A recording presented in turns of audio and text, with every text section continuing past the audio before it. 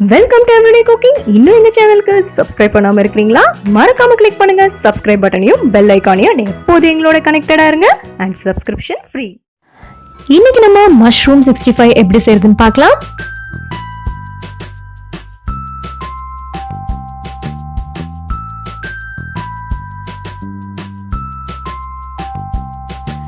இதுக்கு ஒரு 8 ல இருந்து 10 பட்டன் மஷ்ரூம் எடுத்துக்கோங்க. இதெல்லாம் ரெண்டு ரெண்டா கட் பண்ணி வச்சுக்கோங்க.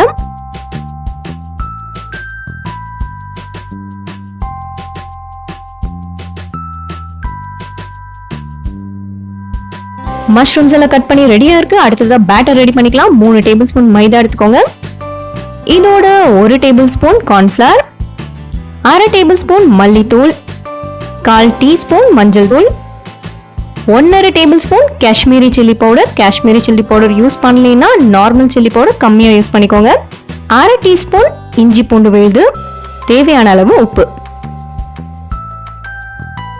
இப்போ தேவையான அளவு தண்ணி ஊத்தி நல்லா திக்கான பேட்டரா கரைச்சுக்கோங்க.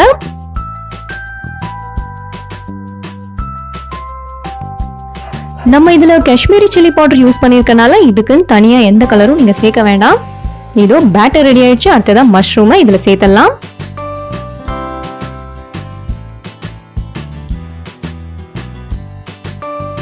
எல்லாம் நல்லா கலந்து விடுங்க. அண்ட் மாவு கொஞ்சம் கெட்டியாவே இருக்கட்டும். ஏன்னா நீங்க காளான பொரிக்கும் போது காளான்ல இருந்து கொஞ்சம் தண்ணி விடும்.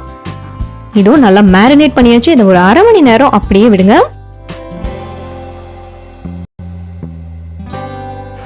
இதோ 1/2 மணி நேரம் ஆயிடுச்சு. அடுத்ததா பொரிக்க வேண்டியதான்.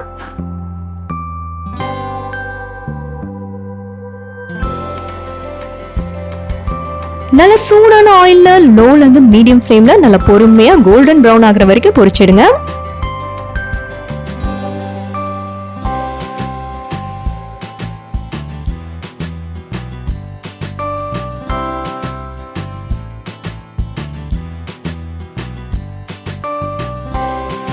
இதோ நம்மளோட மஷ்ரூம் 65 சூப்பர் கிறிஸ்பியா ரெடி ஆயிடுச்சு. இதை வெளியே எடுத்துடலாம்.